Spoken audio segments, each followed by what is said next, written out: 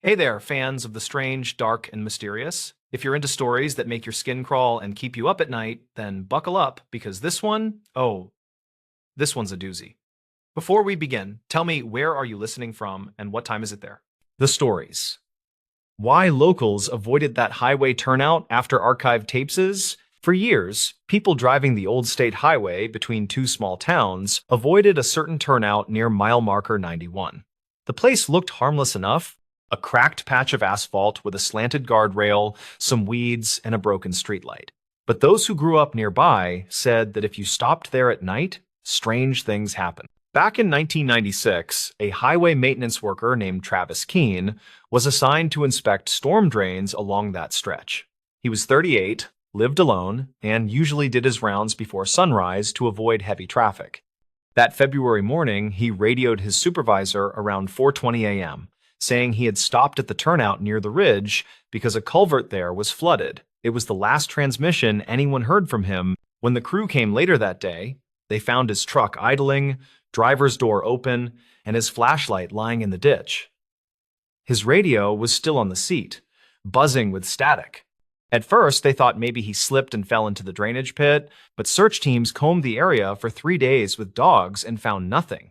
The official report listed him as missing. In early spring that year, a state trooper found a small cassette recorder wedged under the passenger seat of Keene's truck. The tape was partially damaged by moisture, but audio engineers later salvaged parts of it. What they heard caused the highway department to quietly close that turnout for several months. Only fragments of the tape were ever released, though copies circulated among troopers and local reporters. On the tape, Keene's voice could be heard describing the flooded culvert and making notes for his report. He mentioned hearing a sound like running water even though the drainage was still. Then there was a pause, followed by the crunch of gravel and a faint metallic knocking, as if something were striking the guardrail. He muttered that someone must be out there. Moments later, his tone changed. He whispered that a figure was standing at the end of the turnout, near his truck lights, motionless. The rest of the tape dissolved into static, then a few seconds of muffled breathing, then silence. Investigators checked the surrounding land for any sign of trespassers. The nearest houses were half a mile away, and nobody reported hearing or seeing anything unusual that night. Still, the highway patrol logged several late-night calls over the next month from drivers who said they saw flashing lights or a person standing in the road waving them down near that same marker. When officers arrived, nothing was ever there. In 2002, a retired dispatcher named Loretta Vance told a local paper she had archived several of the old emergency tapes from that period. She said she remembered one specific call that never made it into the public file. According to her, a truck driver had radioed in saying there was a man in a reflective vest near the turnout signaling for help. By the time a patrol unit arrived 8 minutes later, the truck driver was gone. His rig was found 3 miles down the road, engine off, lights on, and the door locked from the inside. He was later located at a diner 20 miles away, confused and unable to recall leaving the cab. Reporters tried to verify her memory through the department's records office, but several of the call logs from 1996 through 1998 were missing, apparently lost during a server migration. Still, copies of the Keene tape surfaced online around 2011 after someone uploaded a restored version from an old police archive. Audio specialists claimed the frequency hiss on the track shifted in a way that suggested outdoor interference, like shortwave bleed or power line distortion, though no transmission lines ran near that turnout. A freelance investigator named Aaron Byers, who once worked for the State Transport Division, conducted his own study of the site in 2017. He took soil and water samples and found nothing unusual except traces of magnetized iron particles near the guardrail. He speculated that the metallic knocking Keene mentioned could have been the sound of loose signage vibrating from wind gusts. However, his field recorder picked up a faint, rhythmic pulse whenever his car engine was idling near the slope, a pattern that matched the timing of the static bursts on Keene's tape. Locals told Byers that animals often avoided that patch of asphalt. Drivers noticed deer crossing farther down the road and stray dogs turning away before the curve. One witness, a postal carrier named Darlene Ruiz, said she once stopped there to fix a loose mirror and saw what looked like a headlight beam flicker across the inside of her car, even though no vehicle was approaching. She left immediately and later noticed her clock had jumped ahead 12 minutes. Her phone's timestamp showed the same gap.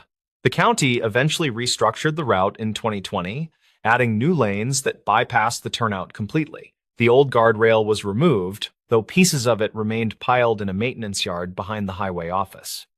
Some claim that late at night, if you drive along the parallel service road, you can still see faint taillights hovering where the old pavement used to curve.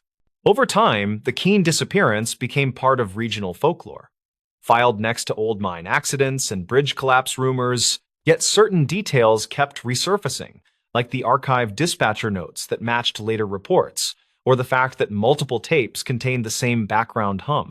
A few amateur sleuths suggested it was a recording artifact caused by cheap equipment, but no one could explain why the distortion always rose in pitch before the moment of silence. In 2023, a hobbyist group using drone-mounted sensors mapped the ridge for a documentary. They detected an underground cavity, roughly 12 feet beneath the turnout site, extending toward the nearby creek. Geological experts said it was probably an erosion tunnel formed by runoff, though it wasn't present in surveys from the 1980s.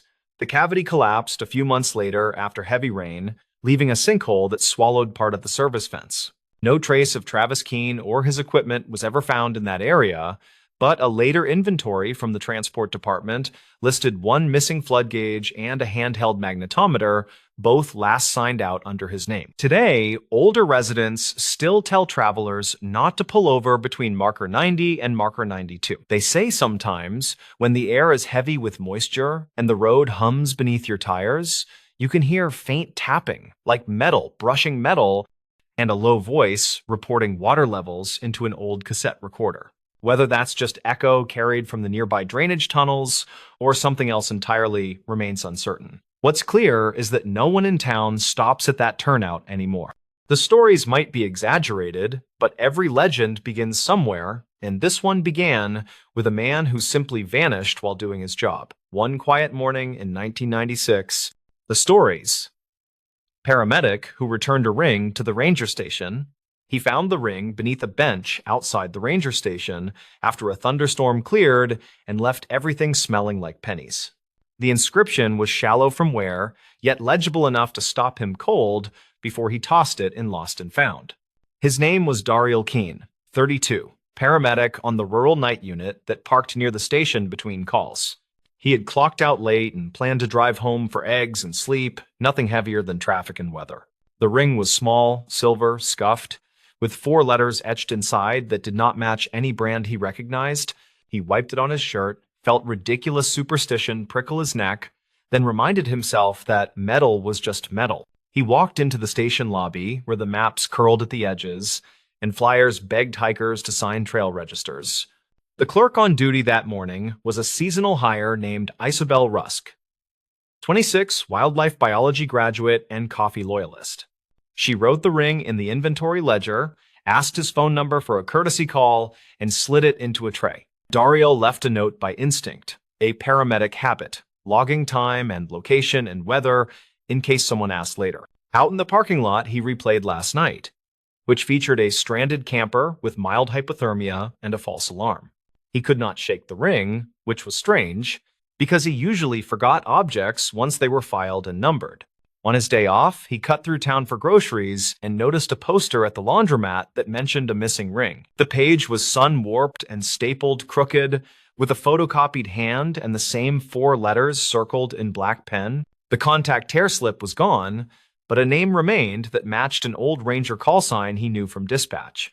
He remembered hearing it during training, tucked into an anecdote about a search several winters before he joined the unit. Back at his apartment, he opened a plastic tote where he kept spiral notebooks filled with patient notes and road observations. He used them to steady his head when night shifts stacked up and details blurred into one long siren-haunted ribbon. He flipped through a winter notebook and found an entry about a storm closure at the North Ridge trailhead near mile marker.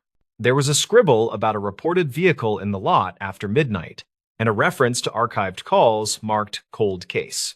The four letters matched the poster and the notebook, and his stomach tightened like he had stepped into empty air unexpectedly. He told himself it was coincidence. Then he looked again at the handwriting and knew he would not sleep without checking. He drove to the station and asked for Isabel, who had just come off trail crew support and smelled faintly like pine cleaner. She retrieved the tray, confirmed the ledger entry, and admitted that the ring already drew a call from a withheld number. The caller reportedly asked whether the inscription was intact, then hung up when she offered the standard lost property procedure. Isabel shrugged and said weird things find the station every year, then asked why he looked like he had swallowed a tack. Daryl explained the poster and his notes, careful with phrasing, avoiding names and exact dates that might tag private people. He asked whether the old Ranger call sign meant anything to her, and she frowned like a person trying to remember a ringtone. She typed on a terminal that still beeped like an old cash register and pulled up a thin incident summary from past seasons. The report mentioned a volunteer ranger named Lyle Witt, mid-40s, seen last signing out to check a flooded culvert. Witness statements suggested he turned off the main road to assist a motorist in a heavy rain that erased tire tracks. Final footage from a highway maintenance camera showed headlights near the ridge turnout, then heavy static as wind battered the lens. The four letters in the ring inscription matched his initials and a nickname the volunteer used on old trail day signboards. The summary ended with a note that the vehicle and the volunteer were not recovered despite grid searches and river scans. Daryl felt the room narrow, which happened to him on difficult scenes when he needed to pick the next useful action. He asked whether they ever collected personal property from that area, and Isabel said most recovered items turned up much later. She added that spring melt exposes things that winter hides, and lost metal often travels far in culverts and channels. Daryl asked to sign a witness statement, which felt strange, since his only act had been bending for a glint under a bench. He described the find with plain details, like distance from the threshold and position of the bench slats and water stains. He included the weather and the timestamp from his phone, then he photographed the ledger page with permission for his records. On his way out, he noticed a corkboard with dryer lint textures of flyers, including one about historic flood years and culvert maintenance. A little printed square described a storm nearly 20 years back that undercut the ridge road and formed a temporary sinkhole. The line about road repairs matched a rumor he had heard on overnight radio, the sort of thing callers debate between traffic updates. He took a photo of the square and wrote down the maintenance contact number, then drove home feeling like the ground rode along. That evening, he called the maintenance office and reached a supervisor named Raleigh Dim, 51, veteran of patchwork and paperwork. Raleigh remembered the volunteer by call sign and said the guy reportedly once welded a broken gate hinge on his lunch hour. He explained that the ridge turnout drained into a service culvert that emptied into an old arroyo behind a shuttered campground. He added that a private tow company once pulled an abandoned sedan from a side basin during late summer, then misplaced the paperwork.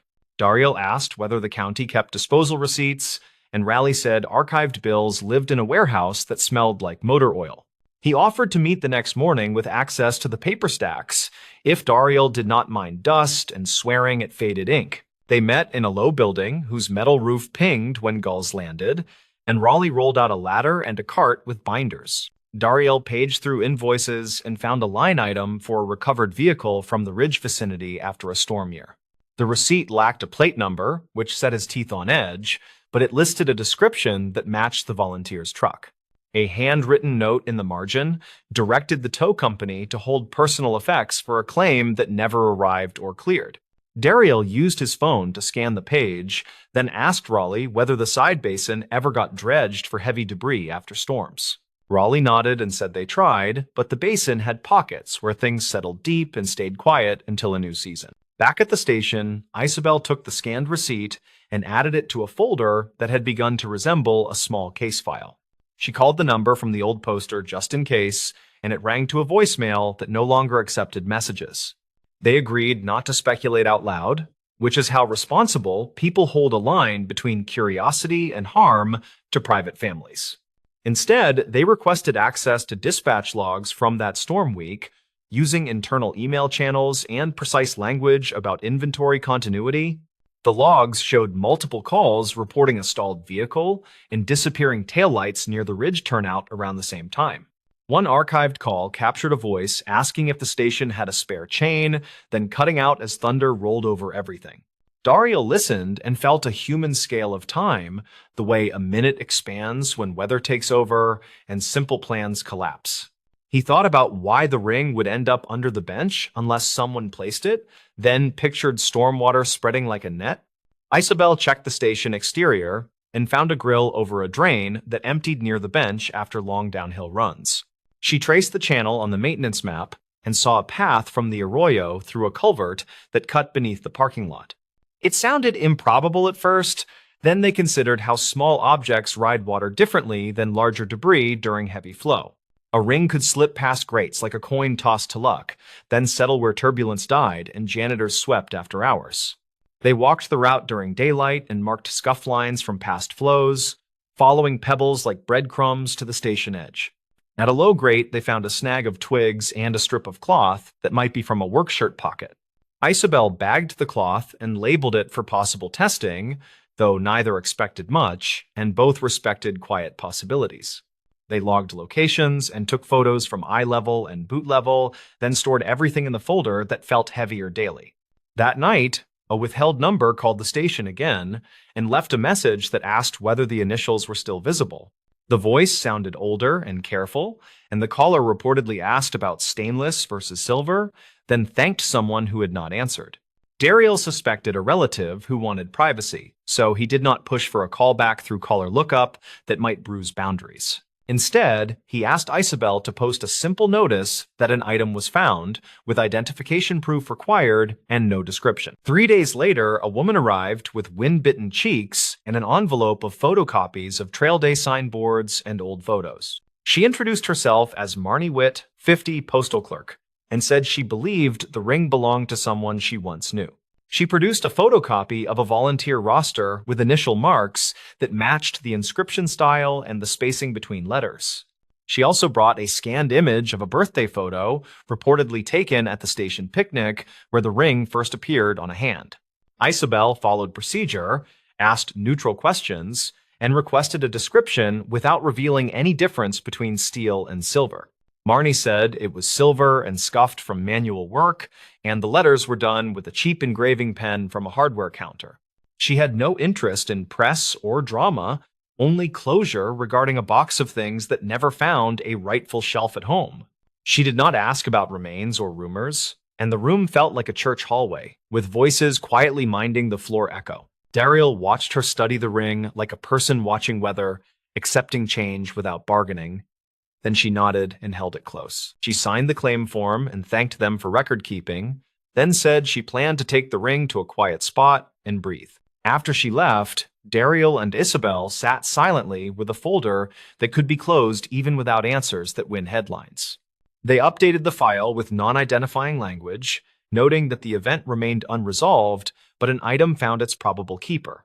A week later, Raleigh called to say the warehouse yielded another stack of tow slips that linked the earlier receipt to a dated work order. The order referenced a truck pulled from a side basin near the arroyo, with no occupant listed and disposal recorded after waiting periods. Daryl printed the work order and attached it to the file, then suggested a courtesy memo to the county records office for alignment. The memo included excerpts from dispatch logs, witness statements, and the inventory ledger, written plainly, without speculation or sharp claims. He drove to the turnout that evening and parked where the wind rolled downhill like a waterless river over dry grass. He stood by the newly repaired grate and imagined a ring skipping through stormwater, then settling under a bench as the world dried. On the way back, he stopped at the laundromat and saw the old poster had been removed, the staple holes still marking the cork. He felt relief, and something else that did not have a tidy name, a feeling like finishing a call without losing anyone.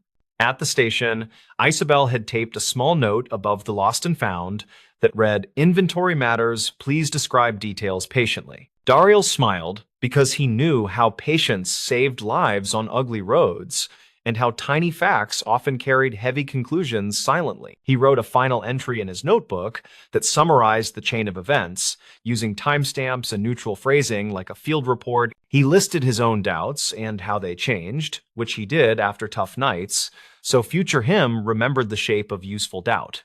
He drove home and fried eggs and left the radio off, letting the quiet fill in around the edges of the long day. In the morning, he returned to duty and checked his ambulance kit twice, then a third time, because routine confidence keeps hands steady. News never broke big from the ridge, and that felt right.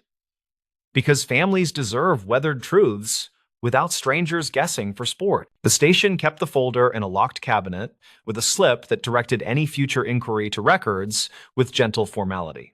When Daryl parked near the bench again, he looked at the drain and thanked the design that nudged a small thing into daylight. He also thanked the habit of writing things down, because memory can bend when nights are long and calls stack like restless waves. He knew the ring did not fix the story, yet it tightened the edges enough to hold, like stitching on a torn sleeve. He decided that returning it mattered regardless of headlines, because care can look like a metal circle resting in a palm. Later, a storm rolled across the hills and the station roof hammered, but the grate held and the lot drained without drama. Daryl watched the water pass the bench and felt steadier than the week before, which is a kind of quiet rescue in itself. He thought about that last highway camera clip that cut out as wind rose, and he hoped the driver knew someone kept looking. He believed that simple custody of small objects carried weight, and he promised himself to keep taking notes when the world blurred. The next week, a handwritten thank you arrived with no return address, just a single sentence about holding grief like a stone. Isabel logged the letter, then placed it in the file where it settled beside receipts and call logs and dry photographs. They closed the cabinet gently, like leaving a campsite clean, and the station returned to business with maps and radios humming. Daryl stepped outside, breathed air that smelled like wet bark, and felt awake enough to meet the next ordinary emergency.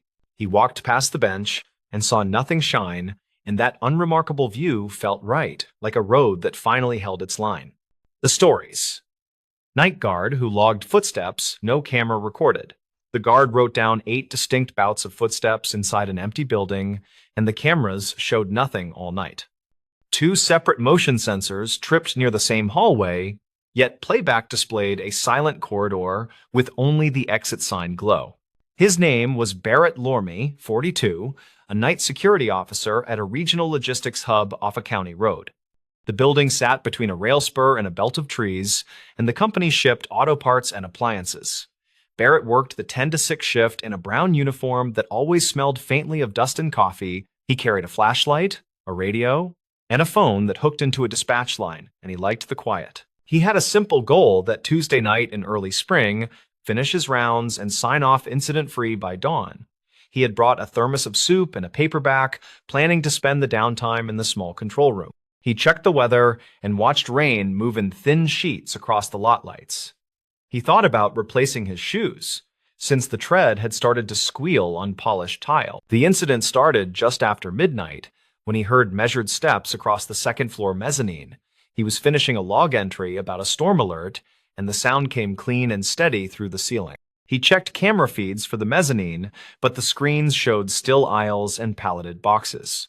He grabbed his light and his radio, and he headed for the stairs with the practiced calm of routine. At the mezzanine, he found that familiar quiet hum from the conveyors, a noise that never truly stopped.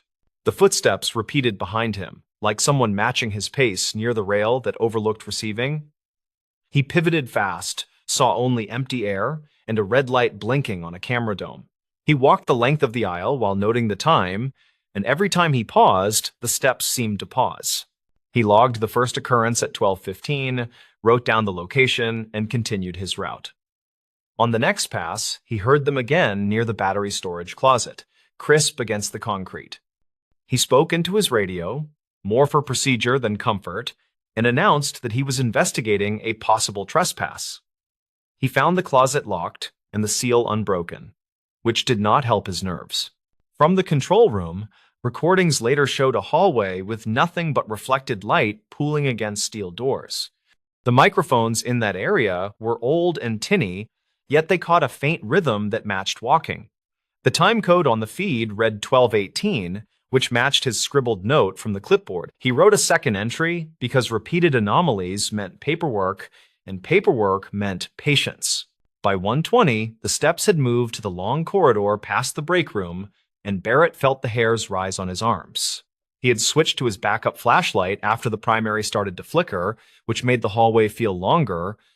He called dispatch on the archived line and requested a patrol swing through the outer lot, which sounded more confident than he felt. The dispatcher logged it and told him to stay on channel, which he did while walking slow. Around 2, the rain intensified, and the roof drums sent soft rolls through the rafters that sounded like distant carts. Barrett tried to isolate the sound by standing still, counting under his breath, then moving again. The footsteps returned with the same cadence each time, never rushing, never trailing off, like a metronome following his heel. He marked the third and fourth occurrences, and the sheet started to look like a pattern. He started to reconstruct the history of the building in his head in that practical way that guards do when bored. The hub had been expanded twice, and the mezzanine had been added after the original slab settled. A retired manager once said the second floor carried sound, strangely because the joists had been spliced during a shutdown. That small detail stuck now because odd structure often equals odd sound, and odd sound confuses cameras. He decided on an internal check of maintenance records, so he dug into a filing cabinet near the back wall. He found a binder labeled Floor Vibration Studies, stamped with a date from 2009 and signed by an engineer.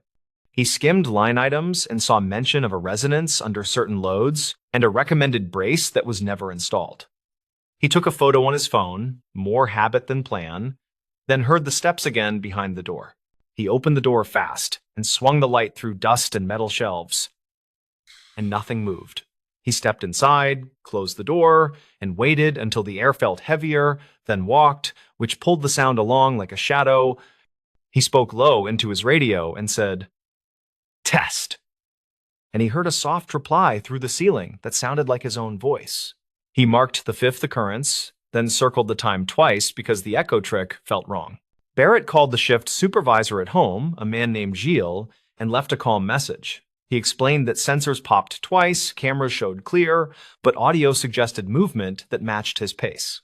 He asked permission to halt one conveyor and test the mezzanine with the motor silent, since noise masking can complicate readings. He set the phone down and sipped soup while rain hit the window like static. The lot patrol rolled in at 2:30, and a deputy named Ames checked doors with a bright light and gentle humor.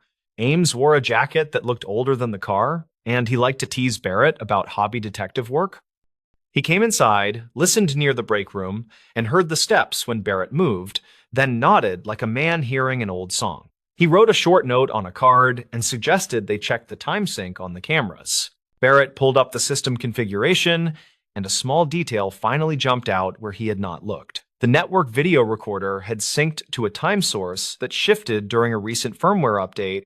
The correct setting had moved to a secondary tab, and the cameras were drifting a minute and a half slow during overnight resets. He compared timestamps against the dispatch call log, and the mismatch explained one gap, but not all gaps. He pulled out old handheld footage from training drills, which he kept on a thumb drive for new hires.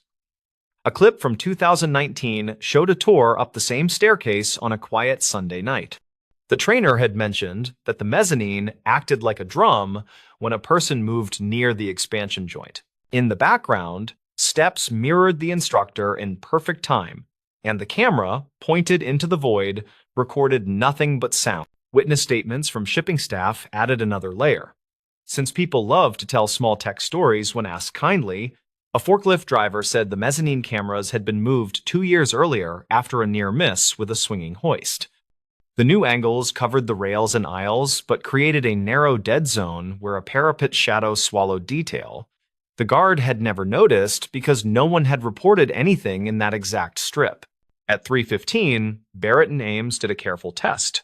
Treating the building like a patient with a stubborn cough, Barrett walked 5 paces, paused, walked 5, paused, and Ames watched monitors and marked everything on a yellow pad. The audio track caught consistent taps that matched the shoes, and the video showed an empty frame right where the parapet shadow lived. The dead zone was only 3 feet wide, yet it covered the spot where the resonance amplified best. They tried the same thing with the conveyor powered down, and the pattern grew clearer and less masked. Without the motor hum, the sound felt sharper, as if the building had pulled back a curtain, yet the frame still looked clean. Ames snapped his fingers and said, "That right there is our ghost. If a ghost paid rent and liked stairs." Barrett smiled without meaning to, then told him he would still file the incident by the book. He went back to the maintenance binder and took a second photo of a page about a brace that was never installed. The engineer had recommended a crossmember at the joint to dampen a known frequency that matched walking strides. In one margin, someone had written a note about budget carryover that probably killed the fix with a shrug. He put that in his notes with a plain line that said, "Brace never added, resonance persists during light traffic." The sixth occurrence came while he wrote that sentence. Like the building wanted to underline the point, he recorded the time, then cross-checked it against the corrected system time on the recorder, and they finally aligned. He realized the worst part was not the sound, but the way uncertainty stretched time during long nights. He spoke aloud to the empty hallway and said, "That is enough now," which felt silly but oddly steadying. He kept investigating because good habits make future nights easier, which matters more than a single scare. He printed the camera layout and traced the dead zone with a highlighter, then labeled each motion sensor with its field of view. He checked battery dates because a dying sensor can behave like a jumpy cat, and both batteries were fresh from last month. He called the day supervisor and left a second message with a tighter summary. The seventh and eighth occurrences happened as a pair near 4, right when shift change trucks started rumbling past the fence line. The steps matched his route exactly. Yet the sound slid forward and backward based on where he stood near the rail. He pictured the mezzanine as a guitar body that needed a finger pressed lightly on a string to quiet a note. He thought about the brace again, and he made a final note that felt like an instruction. When Gilles called back just before 5, Barrett kept his tone normal and direct. Gilles asked if he needed an officer to sit inside until the sun came up, and Barrett said they were fine now. He explained the misaligned timestamps and the dead zone shadow and the resonance sheet that read like a forgotten to-do. Gilles sighed, then said to write it clean and attach the photos to the morning inbox. Barrett did that line by line, treating the log as a small map for the next person. He wrote that witnesses heard the sound during training in 2019 and that maintenance had never added the brace. He wrote that the camera angles needed a minor shift to close the dead zone near the parapet. He added that the network recorder needed a corrected time source to prevent drift during overnight resets. He included a note about the patrol deputy who observed the sound and saw clean frames. Because outside eyes help, he kept the language careful and dry, avoiding drama, sticking to facts he could show later without wobble. He attached phone photos of the binder pages, the highlighted camera layout, and his clipboard entries that matched the sensor alerts.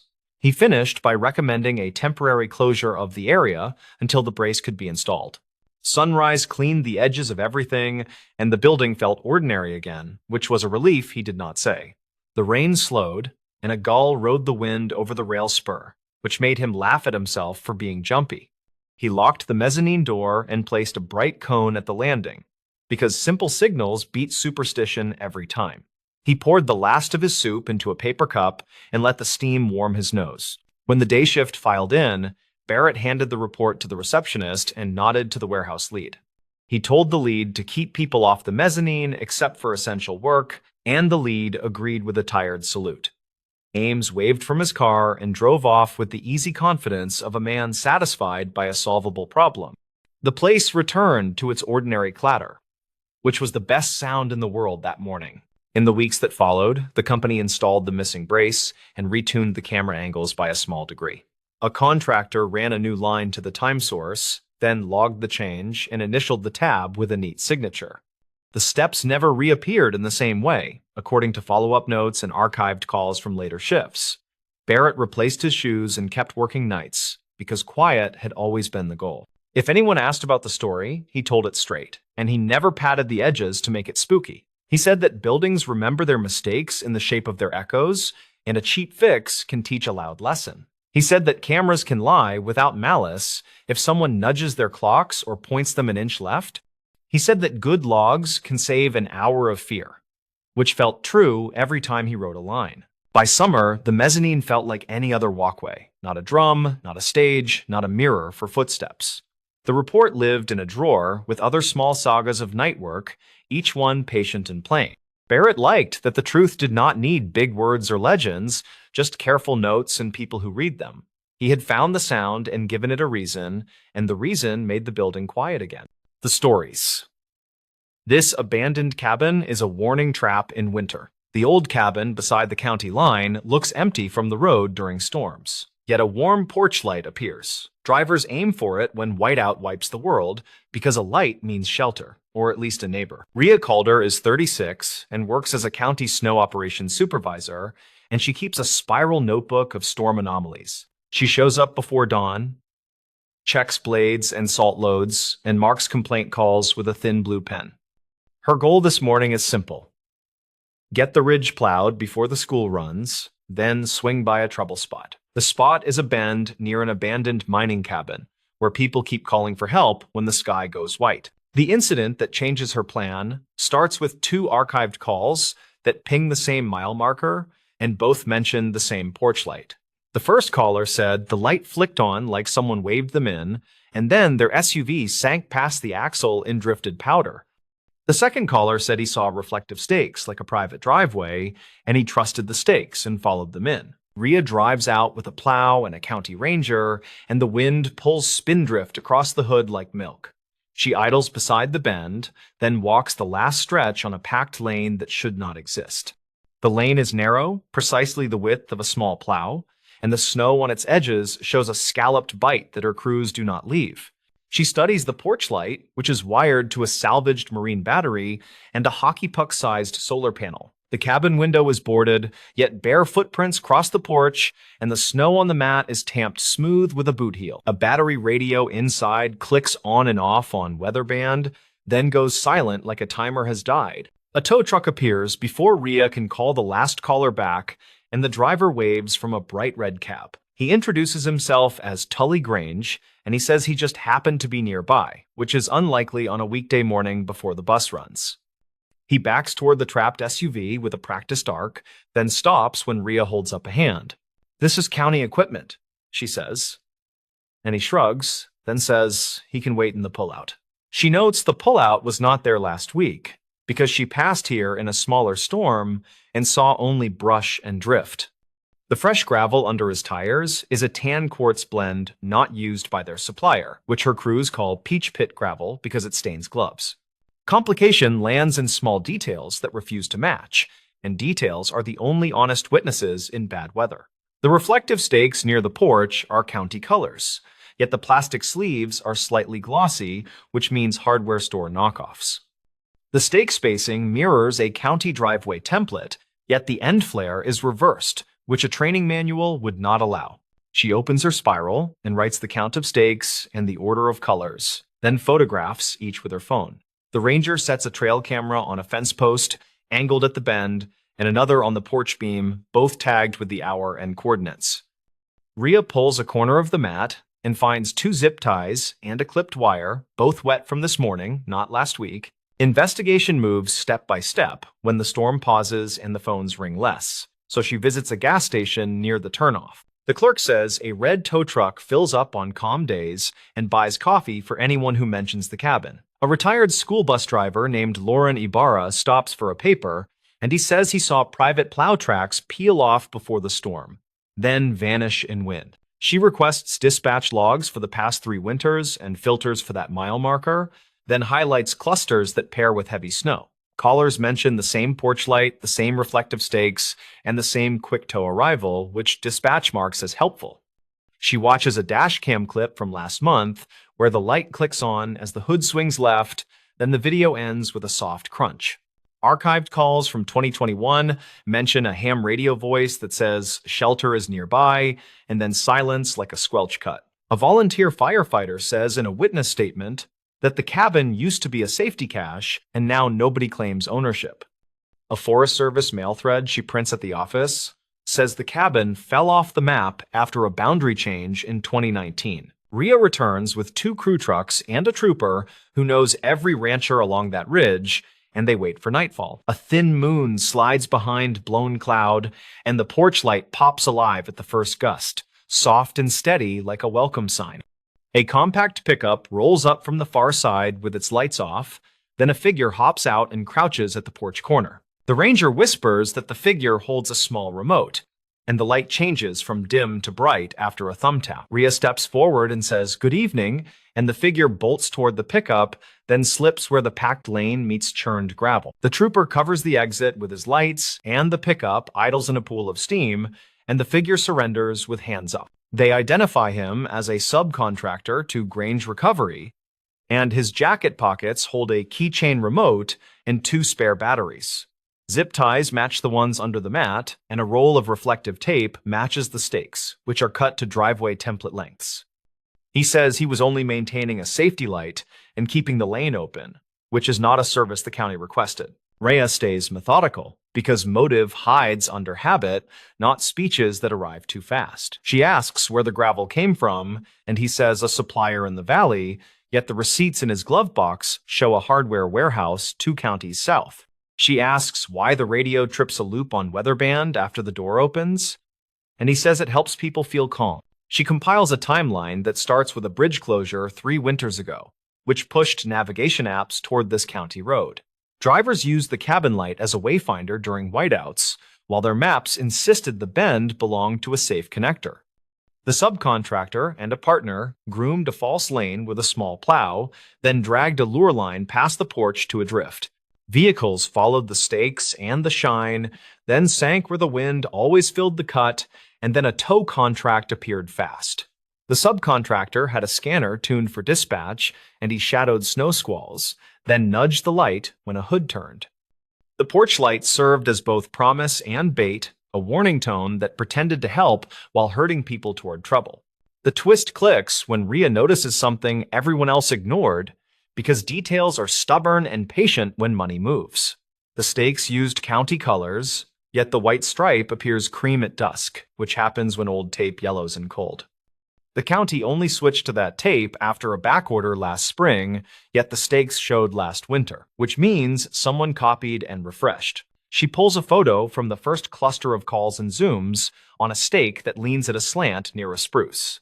A boot print sits at the base with a split heel pattern, and the subcontractor wears the same make, which the trooper confirms. The peach pit gravel under the pullout matches bags stacked in the pickup bed, stamped with a store brand not used locally. They bring in Tully Grange on a quiet afternoon, and he arrives calm, carrying a thermos with a sticker from a drag racing track. He says he never told anyone to follow that light, and he is right in the narrow way salesmen are right. He made sure the light stayed visible from the highway, and he made sure the false lane looked exactly like a private driveway. Rhea uses her spiral notes and dispatch timestamps and the dashcam clip to assemble a proof that a prosecutor can lift. The proof is plain. The lane grooming aligns with tow arrivals, and the light remote explains the synchronized porch glow. The radio loop satisfies a claim of safety service, yet the loop trips only when a door opens after a driver commits. Witnesses give short statements. A school custodian says he saw stakes in a truck behind the parts store, and a rancher remembers a trailer loaded with gravel. A hardware buyer confirms past orders of reflective sleeves and tape in county patterns, then prints invoices with dates that match storm weeks. The trail camera video shows the subcontractor stepping off distances with a tape measure, then pressing reflectors into drifted banks. The county files charges on false markings and a long list of fraud-related counts, and the state adds a charge tied to interference. Rhea builds a corrective plan with simple steps: remove the stakes, angle the porch light away from the bend, and post clear closure boards. She requests new advance signs that warn of no outlet during storms, and the road team builds a berm past the bend. In spring, she visits the cabin in daylight when the stream runs high and the spruce throws a clean shadow. The boards are still up, and the marine battery sits in a crate with a tag that says evidence in blocky marker. She writes a last page in the spiral: cabin neutralized, tow arrivals normal, and local drivers back to watching the sky instead of a lure. She keeps the dashcam clip on her work desktop as a reminder of how easily stressed people choose the first light they see. She writes a line on a training slide: never chase glow in a whiteout, choose distance markers and windbreaks and patience. She speaks at a town meeting using plain words, then thanks the bus drivers and the ranch hands who notice small things that save bigger things. According to a statement filed later, the subcontractor said he borrowed the idea from a forum where recovery outfits shared winter tips. The forum is archived now, and the thread title mentions hazard magnets, which makes her jaw tighten in a quiet office. She forwards the archive to a state liaison, then shuts her laptop and listens to the heater tick inside the shop. 2 winters later, a driver who once followed the light sends the department a short letter with a photo of the bend in Sunday. The letter says, "Thank you for fixing the trap, and thank you for posting signs that speak like a human, not a brochure." Rhea pins the photo on the bulletin board and draws a small check beside the mile marker on a laminated map. The cabin still stands, where the wind stacks powder against the wall, and a jay hops along the porch rail after a thaw. People talk about that porch like a lucky star in a bad stretch. Yet the real luck was a person with a notebook. A false beacon is a cruel thing in winter, and the fix was not a heroic beatdown, only careful eyes and a stop. She drives past when each first snow begins, then checks the berm and the markers and the culvert past the spruce. The road hums under studded tires, and the bend looks like any other bend in a county full of the same bends. She knows a trap can wear a smile and a soft bulb, and a warning means nothing unless it points away from harm. The old cabin still looks empty if you do not look close, and light can lie when money needs help. Rhea prefers the dull honesty of a reflector that never blinks, and a berm that refuses to pretend it is a road. She closes her spiral at the end of each shift and treats winter like a puzzle that pays back the patient mind. The stories. Why this abandoned cabin had alleged proof in drywall. The story kept circling a single point about an empty cabin and a word written behind drywall. People called it proof. They did not agree on what it proved, but they repeated the word until it sounded heavy. Renata Vale was 36 and worked as a county property assessor who handled delinquent parcels. She drove a faded sedan, kept a folder of index cards, and listened to dispatch traffic. On a late spring morning, she headed to a decommissioned fishing road where a tax sale cabin sat empty. Her goal was simple and boring, which was to document storm damage before the auction and verify the interior. The cabin stood near a shallow creek with boards turned gray and a porch sag bent toward the dirt. A rusted mailbox leaned near the gate, with paint scabbed off and a number grit filmed over. Renata took photos for the file. Then she checked the back door, where a hasp hung, but the lock was missing. She logged the broken hardware as prior damage, then stepped inside while the floor pressed its complaint. The incident began as a sound that did not fit the room, and then a sight. A sheet of drywall in the front room had a patch that sounded hollow when tapped. The panel was bright white against tobacco walls, and 4 black screws sat too straight and clean. She noted a faint dust halo around the joint compound, which looked newer than the rest by many years. She started a routine sweep while recording voice notes to keep the chain of events tidy. The stove held a nest of brittle twigs, the fridge was gone, and a thin mattress lay folded. Renata kept moving and counted outlets, then paused at the patched panel again. Her notes said the sheet brand looked like a type common after 2010, not the 1980s era expected here. 2 neighbors drifted by while she worked and gave versions that agreed on mood, not detail. A ranch hand named Cleo Vargas recalled sirens and smoke from 1998 when a fire line whipped through. Cleo said a man who stayed here left in a hurry and never came back, and people held a fundraiser that winter. A grocer named Benito Lake remembered men in a county truck replacing a little window about 2012, though he admitted the year could be off. Renata took their names, then asked if anyone else checked the cabin in recent years. Cleo said an insurance adjuster came by after a windstorm, and Cleo believed the woman filed a report and sealed the door. Benito said a teenager broke in 2 summers later, then a deputy taped a notice and told kids to stay away. Renata wrote both recollections as witness statements with the usual caveats about memory. She returned to the panel and looked for a reason a patch would be that clean inside this neglected shell. The screws were square drive, which was common for newer fasteners, and the spacing suggested a single small repair. The joint compound had been sanded poorly and left a telltale crescent above the seam. She ran a small flashlight along the edge and found a hair-thin line that was not paint. Her job did not include prying open walls without cause, so she called her supervisor and explained the condition. He told her to capture more context and check permits, then hold off on any invasive step until the records search. Renata agreed and left the cabin to sit with her laptop in the car while the creek talked its small talk. The county database was a stubborn thing that offered results if you knew how to ask without being greedy. She entered the parcel number and found a series of tax liens followed by a default.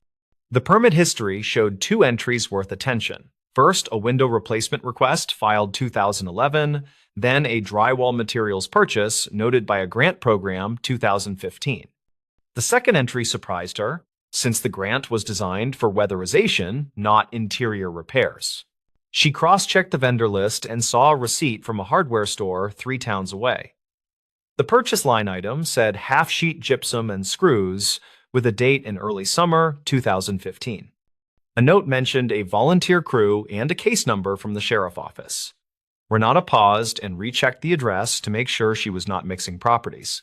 She downloaded everything, then called the sheriff records clerk and asked if the case number could be viewed. The clerk said the report was open public information because it involved property maintenance hours completed after a welfare check. The description said a deputy supervised a group that boarded a back window and patched a hole where a wood stove pipe had been. The deputy name was listed as J. Kravitz, with a badge number and a contact line. Renata called the number and reached a retired deputy, who answered his phone with a dry voice and correct dates. He remembered standing in that cabin while a volunteer placed a sheet over a hole, and he remembered the neighbors bringing lemonade.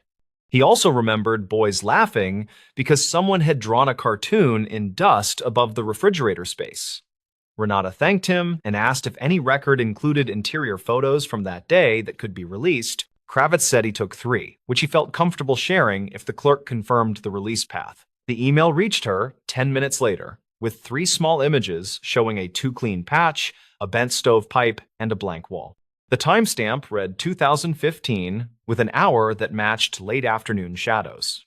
Renata zoomed in and saw the same screw pattern she had just seen in person. She returned inside with a copy of the email printed, which satisfied her need for a pre-image before touching anything. She recorded a video on her county phone, then gently ran a utility blade along the painted seam and loosened the small patch. The square drive screws turned with almost no resistance and dropped into her pocket. The board came free and showed the backside marked with pencil lines. There were 2 words in block print near the center, and a string of numbers that looked like miles or hours or both. The words read, "Tell Mara," then below them a date in words that matched late summer 2015.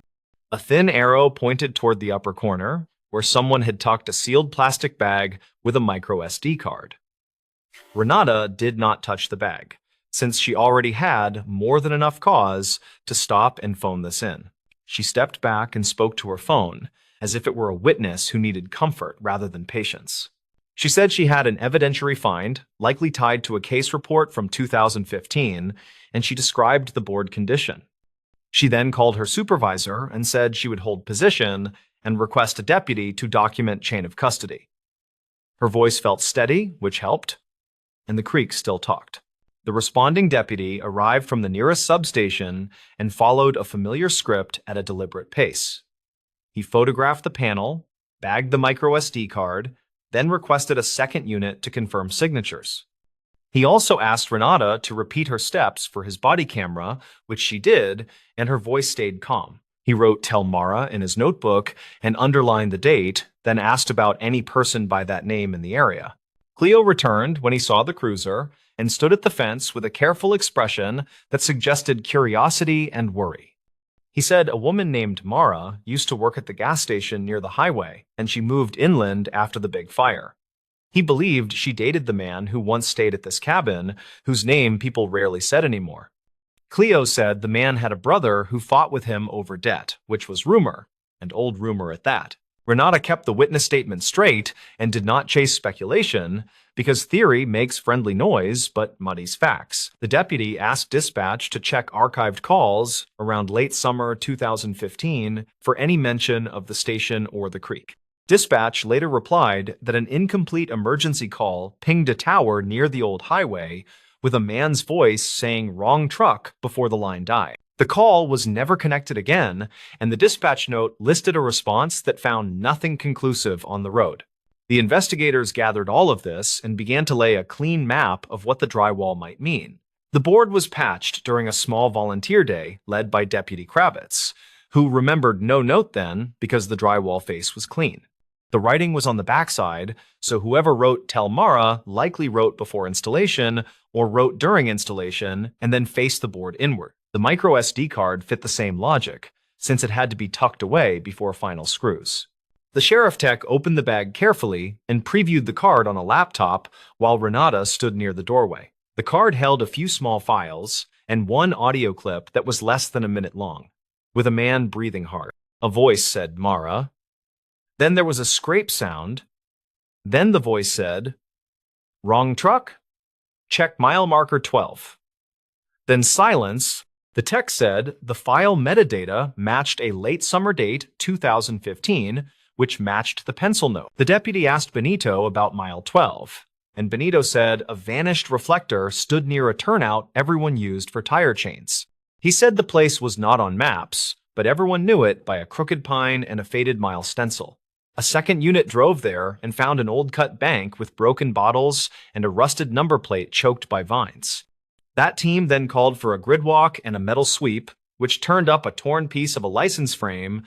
County records later produced an abandoned truck report filed by a salvage yard in early fall 2015. The report said a pickup had been moved by a private tow from a turnout before a storm and later sold for parts. The tow ticket listed a different mile marker by mistake, likely copied wrong by the driver, and the ticket names were hard to read. The salvage manager admitted their clerk sometimes took shortcuts with paperwork when storms crowded the yard. A detective interviewed the retired tow driver and asked for his memory of the pickup and its condition after the call. The driver said he remembered an empty truck with a broken rear glass and a tarp inside that smelled like gasoline. He said 2 men met him at the turnout and pointed to a path, and he signed a work order that he no longer had. He said he remembered a gold wedding band on a chain near the shifter, which he placed in a cup holder out of caution. The audio clip and the drywall note nudged the case from rumor to a timeline that had context and checkable waypoints. The incomplete call in 2015 used the words "wrong truck," which matched the audio and echoed through dispatch records. The mild repair day in 2015 created a perfect stage for a message that only a future visitor might find. The instruction "Tell Mara" suggested the writer knew a specific person would eventually hear about the cabin again. Renata learned that temp crews sometimes used whatever board they had in the truck, which could explain the face-inward mistake. A volunteer might have grabbed a sheet with a pencil note from the stack without thinking, then installed it with the note hidden. Another possibility was that the writer meant to hide the message, assuming a person who cared would eventually come prying. Both options fit the facts, and neither required creative leaps that could not be defended in a report. A second pass through the micro SD card revealed a photo of a dashboard with a gas station logo seen through the windshield. The date stamp matched the summer of 2015, and the triangle logo was the old brand used before a sale. Benito confirmed that the station repainted their canopy that autumn, which inadvertently confirmed the window of time. The detail felt small and almost petty, yet it anchored the sequence to a real week. The detective contacted the station owner, who produced archived night logs showing a purchase by a prepaid card at 11:42. A print from the receipt showed a pack of ice and a cheap burner phone that matched the model seen in the photo. The clerk on duty had long since moved, though a manager remembered a man who returned twice that night to borrow tape. He said he thought the man looked scraped up, and he remembered a truck with a blue fender and a white tailgate. A family member of the man who stayed at the cabin identified the voice on the audio as a high likelihood match. They provided an older voicemail that had similar breathing patterns when the man climbed hills for fun on weekends. The sheriff office sent both clips to a regional lab, which returned a cautious report that said the two voices were likely related. The lab kept the language safe, which made sense, because certainty in audio work is often impossible. The drywall word itself caused arguments in corners where the story traveled faster than any memo could hope to move. People liked the part where the house was silent for years while a small message waited for a careful hand. Some said the word proof made sense because the voice was clearly him, and because the date matched the summer when he vanished. Others said proof is for courtrooms and journals, and this was only a lead until tested. Renata held her own view, which was that houses keep small time capsules without meaning to, and sometimes that matters. She had seen children's names carved into baseboards under carpet and grocery lists folded under a sink.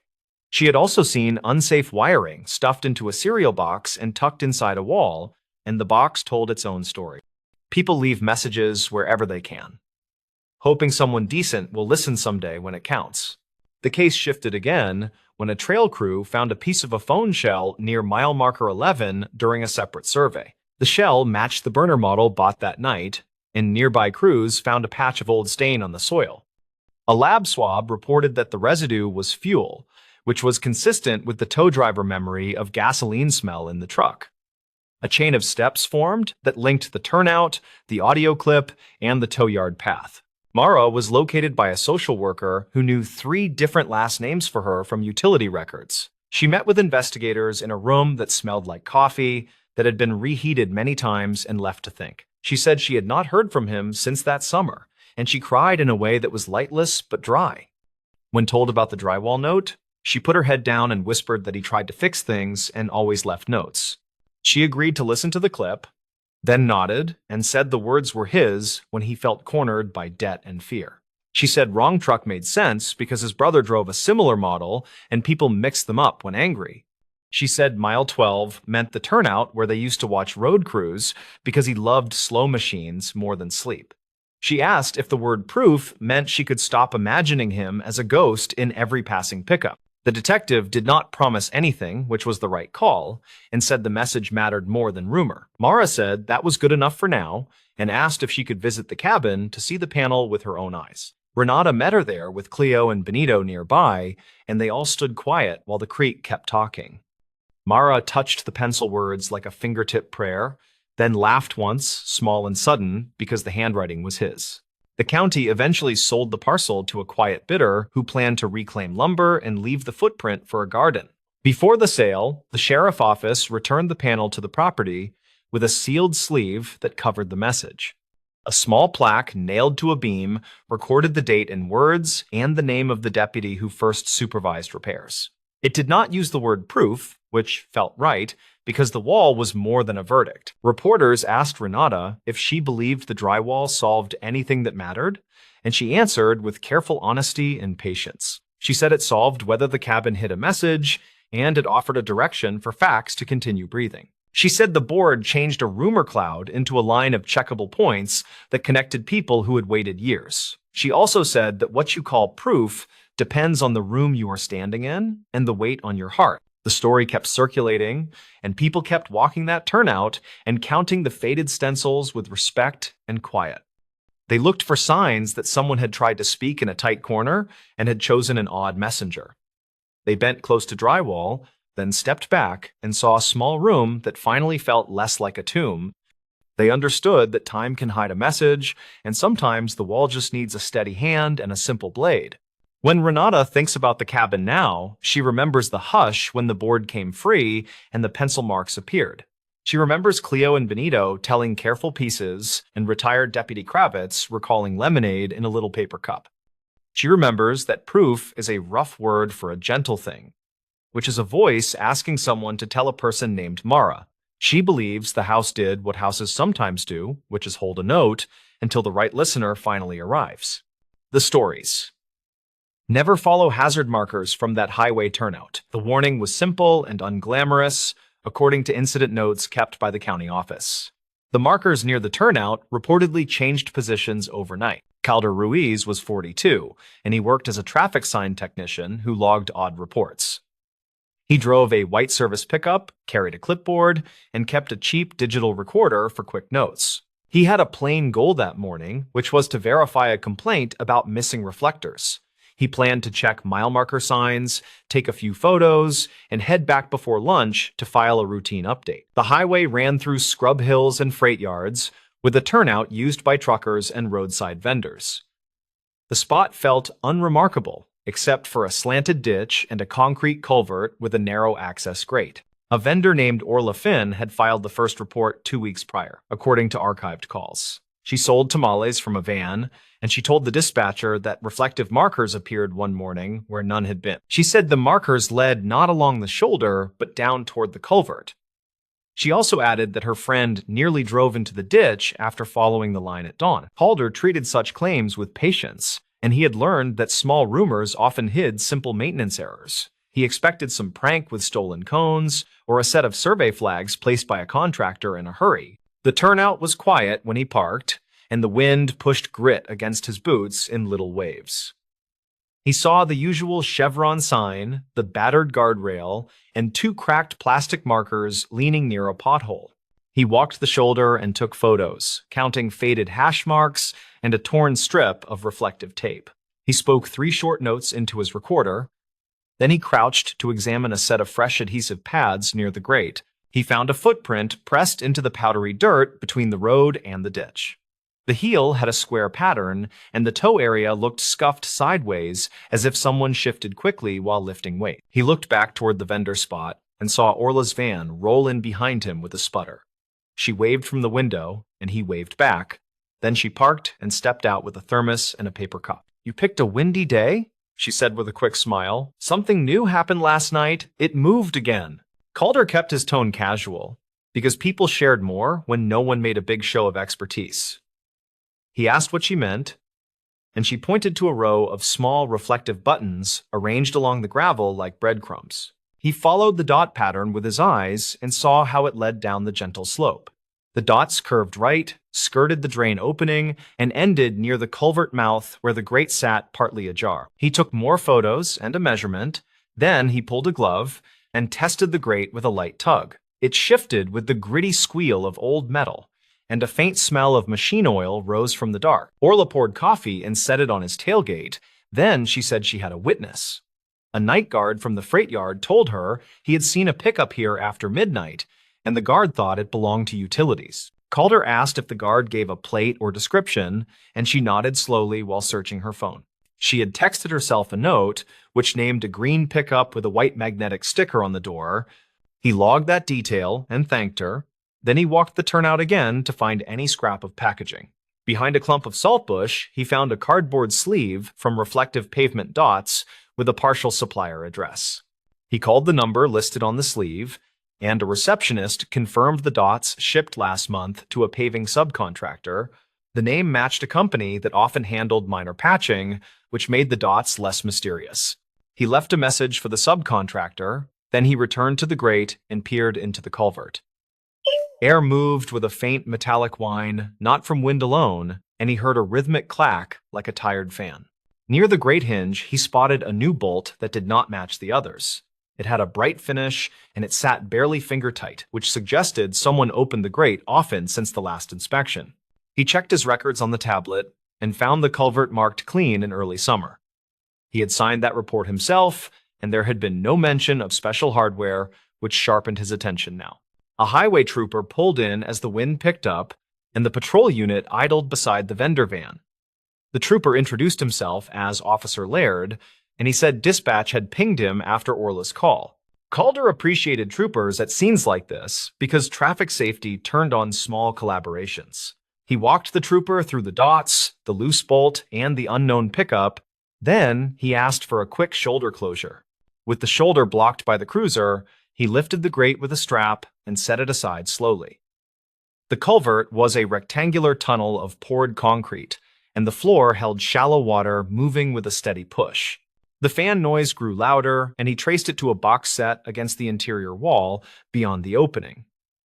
It looked like a toolbox at first glance, but a closer look showed a compact pump with a battery and a timer. He crouched and read the timer label. Then he photographed the device and the wiring with the flash. The timer was set to activate before dawn, synchronized with the hour when visibility was worst for sleepy drivers. He followed the hose from the pump and found it terminated at a spray nozzle near the road edge. The nozzle aimed up toward the gravel where the dots were placed, and the residue felt slick on his fingertip. He checked the jug attached to the pump and read a chemical name he recognized from training. The substance was a water repellent that reduced surface friction, used properly on tools but dangerous on pavement. He took a steady breath and reviewed the scene in his head. Then he explained his working theory to the trooper. The device primed the slope, the dots guided a vehicle, and the grate could be forced to swallow a wheel. They followed the nozzle line up to a small clamp on the guardrail where a cable tie held it steady. The tie was new and left trimmed too cleanly, which suggested a practiced hand rather than a careless prankster. Officer Laird called the county investigator, and the call log later showed the time in clean figures. While they waited, a long-haul driver pulled over and asked if the turnout was open, then decided to keep moving. Calder returned to the footprint and photographed a few more impressions, each with the same square heel. He then found something half buried near the chevron post, which turned out to be a white magnetic door sign. The sign had faded letters that once spelled a bland utility name, but the adhesive edge smelled fresh.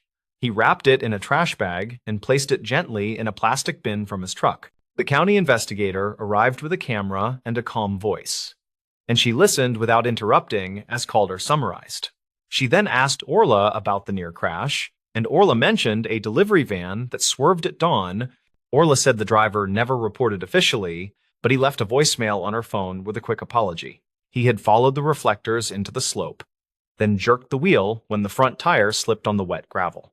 The investigator asked to hear the message, and she recorded the playback with her own device. She then called the freight yard and reached the night guard, who confirmed a green pickup arriving late and leaving quickly. Calder's message to the subcontractor finally got a return call, and the project manager sounded confused but cooperative. He said no crew had worked near the turnout that month, and he warned that their old magnetic signs were missing. The manager emailed a list of inventory that included reflective dots and a compact pump stolen from their yard.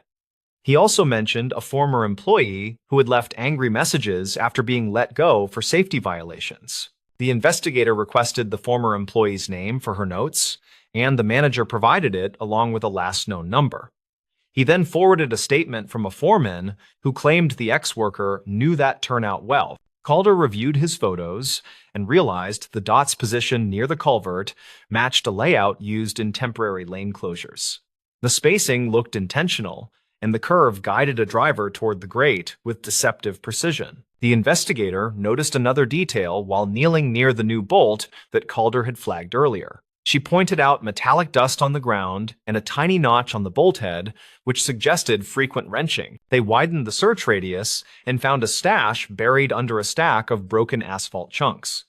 The stash included more reflectors, a small roll of white tape, and a bag of hose fittings in a sealed pouch. Officer Laird radioed for a property tech, and the investigator began a chain of custody log with brisk handwriting.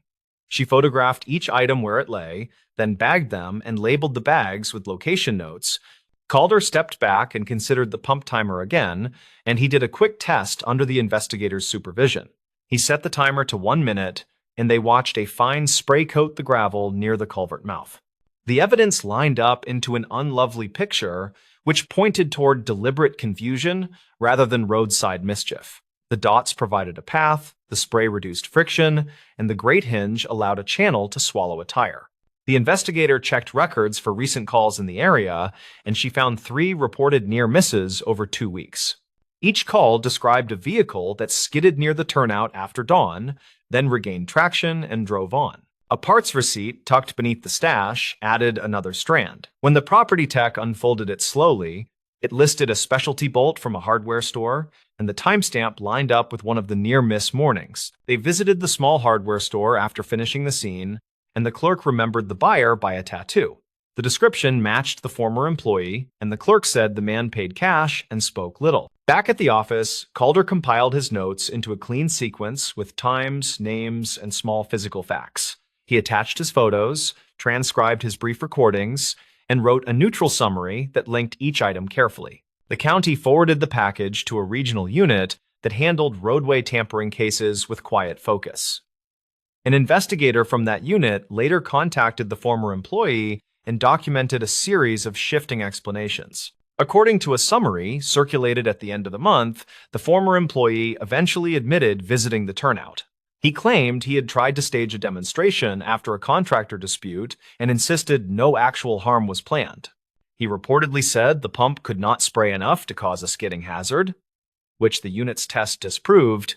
He also denied placing the dots in a guiding pattern, a claim that failed against the measured spacing in photos. The regional unit issued a safety bulletin that recommended a simple phrase for public messaging about turnouts.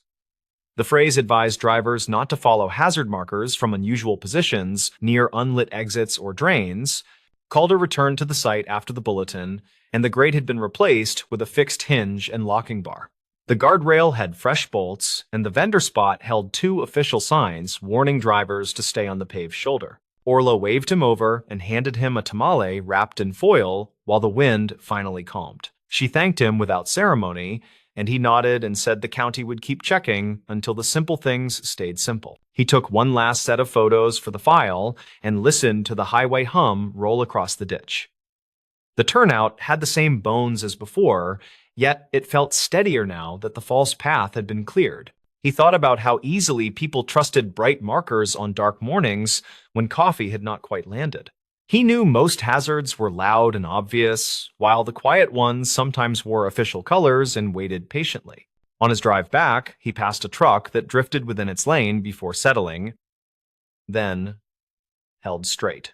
He pictured the old dots pulling a half-awake driver toward the grate, and he felt a small knot loosen as he drove on. He filed his final report that afternoon with a measured tone that kept opinions out and observations in. He wrote that a set of reflective markers had been used in a misleading arrangement, and the arrangement was removed. He included a note that the pump residue had tested as a commercial water repellent, not a generalized automotive fluid. He added that the timer settings matched the period between first light and morning shift changes at the yard. The county closed the work order 1 week later, and the regional unit kept its file open for a while. The bulletin stayed pinned in the break room, and the phrase looked unremarkable unless you knew the ditch by that turnout. That plain warning lingered in Calder's thoughts during other jobs, and it shifted from words into a quiet habit. He looked twice whenever he saw improvised markers, and he checked drains with a hand on the grate and patient care. He sometimes drove by the vendor spot after long days, and Orla handed him coffee when he stopped. They both watched trucks push through the wind, and they listened for the honest sounds of tires on dry gravel and clean concrete. The story never made headlines because nothing sensational happened after the pump and the dots came up. The value sat in the absence of trouble, which rarely draws a crowd, but often saves one without applause. He knew the record would sit as a small case inside a larger folder, tucked behind more dramatic files. He also knew that simple markers could pull people off course when placed just slightly wrong, which was worth remembering. The highway kept moving as seasons turned, and the turnout kept its ordinary shape with stubborn consistency. The grate did its job, the guardrail held, and the only markers were the ones meant to guide travelers safely home. He set his clipboard on the passenger seat and rested his hands on the wheel before starting the engine. He preferred the humdrum truth that a fixed bolt and a clear shoulder could turn danger back into routine ground. He drove away without ceremony, and the afternoon sunlight threw short shadows across the service road. The sign on the vendor van flickered in the breeze, and the turnout stayed quiet as the wind lost interest for now. The county would return for inspections according to schedule, and a simple rule would ride with the crews. They would never follow hazard markers from that highway turnout, and they would check who had placed them and why. The stories. The quiet truth inside that coastal hospital wing. The hospital sat 2 blocks from the water, and the wing that faced the inlet stayed quiet through every busy shift. People joked about the sea air, then lowered their voices near that corridor like sound itself preferred to drift away there. On a mild spring morning, Leora Penn showed up with her coffee and a checklist, planning to finish safety checks before lunch. She was 34, and she worked as the environmental services supervisor, which meant she tracked odors, stains, leaks, and things nobody wanted to notice. She liked simple goals, like swapping cracked casters on linen bins before anyone tripped while rushing a patient. The storm last week flooded a basement stairwell, and today she wanted to log the final moisture readings and close the work order. Everything else could wait until the afternoon. Her plans changed before the first break. A nurse from the cardiac floor stopped her by the supply elevator and asked a question that landed with a small cold wait. "Did you move a bed out of 12 East overnight?" the nurse asked, because that room looked freshly mopped and nobody had the call light plugged in. Leora said no, then walked the nurse back to 12 East.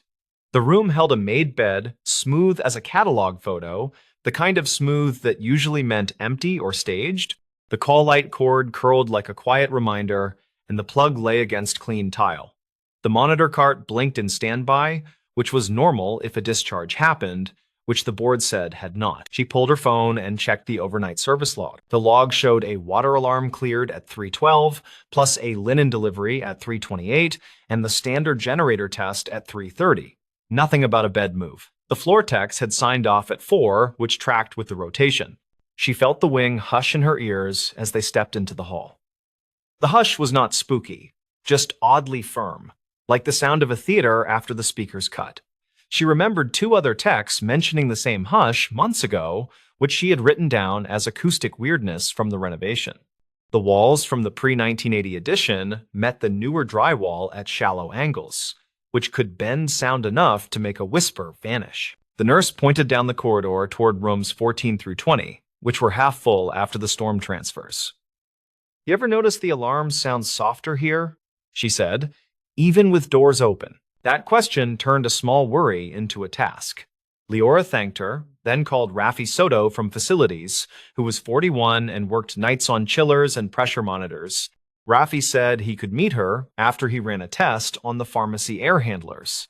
She told him 12 East first, and to bring his handheld sound meter. While she waited, she checked the housekeeping closet and found a single wet mop hung wrong side up, which bothered her more than it should.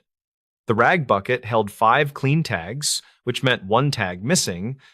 She counted cart liners, then photographed the tag numbers, then texted her team group, which answered with the usual thumbs and jokes. Rafi walked in with his meter and a grin, then lost the grin when he heard the haul. He held up the meter while a monitor alarm chirped in room 16. The reading was lower than upstairs by real points, not just a little. He tried the code blue test switch on the mock panel, and the hallway speaker tone sounded like a phone in another apartment. They stood there for a quiet minute that stretched.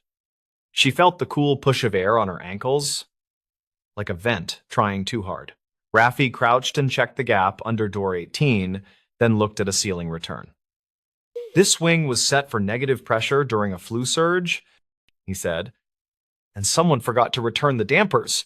That could pull sound into the duct runs." They both knew sound should not disappear completely, and hospital speakers had their own lines, but the observation mattered. Leora asked if maintenance logs showed damper positions. Rafi said the old building used manual marks with paint dashes after a storm, and sometimes those faded. He called his lead, who checked archived notes from winter. The notes reportedly listed a temporary negative pressure setting for isolation overflow and a reminder to reset after discharge. The reminder had no follow-up check line, which could be simple human miss and not a cover for anything worse. Still, the room felt staged wrong. Leora walked back to 12 East, then took photos of the made bed from 3 angles, partly habit, partly evidence.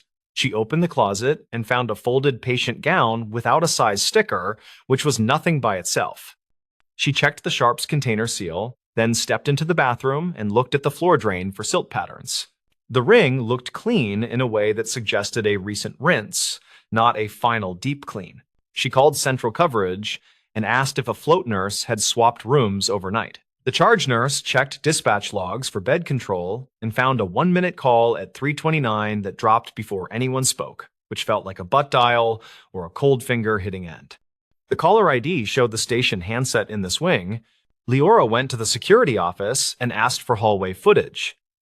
The officer on duty, a patient man named Colm Reyes, 37, pulled the clip from 3:15 to 4. They watched the split screens without commentary. At 3:17, a linen cart rolled in from the elevator without a staff badge visible. The cart moved slowly, with one wheel catching, which matched the caster she meant to swap today. At 3:19, the cart paused outside 12 East, then shifted, then kept moving toward the end of the hall. They watched for the badge reader hits that should flank every elevator entry on that floor. The system registered one badge at 3:14 from Raffi earlier, and one at 4 from a night nurse, and none for the cart. Cullum explained that carts come up with drivers who badge at the service basement, then sometimes ride with a different staffer when floors swap loads. That could account for the missing badge, and also could not. They checked the service elevator camera and caught the same cart doors sliding open at 3:16. The elevator captured a slice of reflective plastic and the edge of a sleeve, no clear face, and the time overlay blinked because of the generator test. The overlay sync had drifted last week, which Cullum was already fixing, which meant timestamps needed cross-checks against other clocks. Leora asked for a still from the moment the cart paused at 12 East.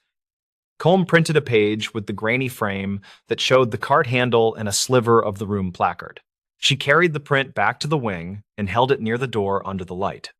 The sliver matched the height of the placard, which confirmed little, but the angle of the cart showed the handle turned inward, which delivery staff rarely did when rolling past.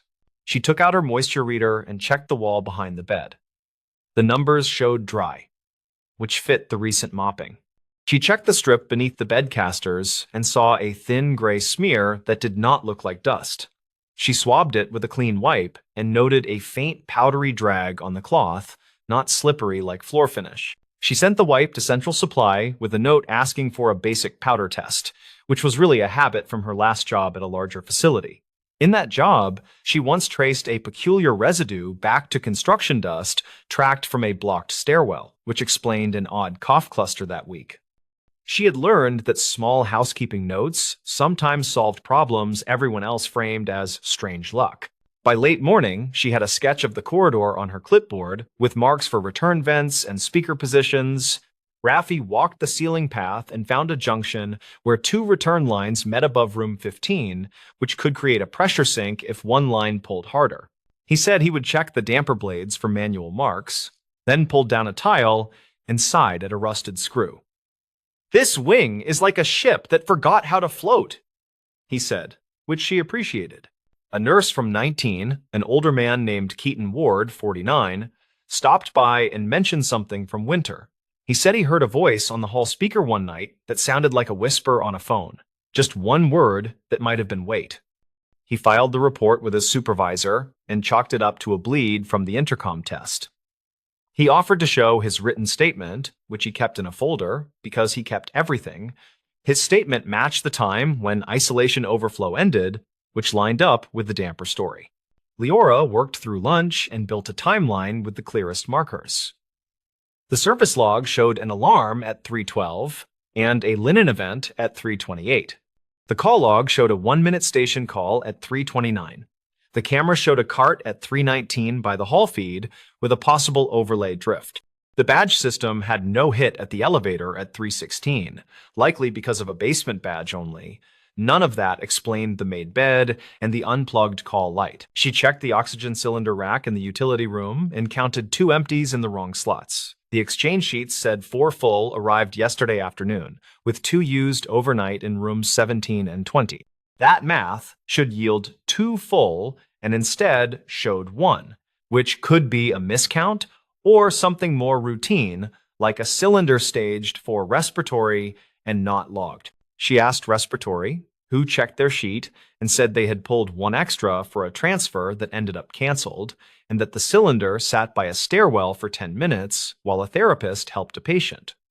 The therapist sent a note with the time, which was 3:25, which touched the period where things felt odd. By mid-afternoon, Central Supply texted back a photo of the wipe, with a small note. The powder fluoresced under a standard light test in a way that fit with foot powder or a powdered latex glove residue, not construction dust. That pointed back toward a human routine, not a leak from upstairs. The note did not accuse a person, and it did not need to. She went back to 12 East and sat in a guest chair and listened. She heard the sea through glass and vents, a soft hush without rhythm. She leaned forward and spoke into the empty room, a simple line that felt like testing a bridge. If anyone adjusted your alarms to keep the peace, I will put them back where they belong. Rafi returned with a small rag of paint, marked with faded red dashes. He had found the damper blades set to a position used during winter isolation, which explained part of the quiet. He reset the blades to neutral, then ran the test tone again. The hallway speaker sounded like a real alarm finally, and two nurses popped their heads out with startled faces, which reassured her and annoyed them. They still had to explain the made bed and the unplugged cord. She checked the discharge board again and found no new names, just a morning transfer to imaging. She pulled archived calls and found another brief call at 3:31 from the same station that ended without audio, which now looked like someone purging a stuck line. Column radioed that he found a maintenance note from Winter that instructed staff to purge stale intercom channels after negative pressure resets, which nobody had repeated since. They called the linen contractor and asked about the overnight driver swap pattern. The contractor said his drivers usually wheel carts onto the elevator and ride to the target floor, but during generator tests, they sometimes stop one floor early and let a staffer guide the cart to avoid stopping between floors. He checked his dispatch sheet and found a driver note that said elevator stopped short during test, staff pushed to 12, all good. He could not give a name, only the time block. By late afternoon, the picture sharpened enough to make sense without drama. A generator test overlapped with a linen delivery and a damper setting that muffled alarms. A staffer moved a delivery cart, paused by 12 East, noticed the mop bucket, pushed the cart aside, and quickly mopped a spill. The staffer made the bed to help, then forgot the call light plug during the rush. The unplugged cord did not match best practice, which would be fixed with a reminder, not a report that accused anyone. The part that still bothered her had to do with the oxygen cylinder timing and the extra pause by the stairwell. She asked Colm to pull stairwell footage if available, which he did, and showed a therapist propping the door while holding a cylinder with one arm and shepherding a patient with the other. The patient looked steady, which matched a canceled transport returning to bed. The moment accounted for the missing cylinder, which returned to the rack at 3:43. She closed her notebook and wrote an incident review in plain language. The review recommended returning dampers to neutral after surge events, verifying hallway speaker levels during generator tests, and making a fast rule about plugging call cords before remaking any bed. She added a line about how lavender air freshener should stay out of patient rooms because it could mask odors that indicate a problem. She always added that line, and sometimes it stuck. Before she left the wing, the nurse from earlier walked up with a small, tired smile. "So, not a haunting," she said. "Just a lot of people doing 3 jobs at once." Leora nodded and answered with the calm confidence of someone who had stared at too many messes that looked like mysteries. "It is pretty much always the simple chain," she said, "and sometimes the chain gets quiet enough that nobody notices the missing link." That evening, after the emails went out, she stood by the loading dock and watched the inlet. The tide came in without hurrying, and the gulls wrote slow lines across the air that nobody would ever read.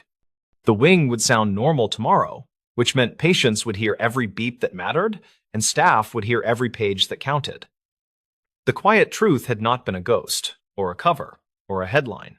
It had been dampers, timing, human judgment, and a hallway that swallowed sound for a while. She locked the dock door and tucked her clipboard into her bag.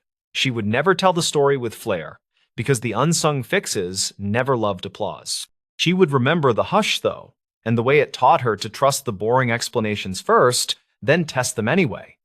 In a building stacked with lives and wires, truth rarely shouted. It arrived like a tide in a coastal wing, steady and patient, and loud enough once you fixed the vents.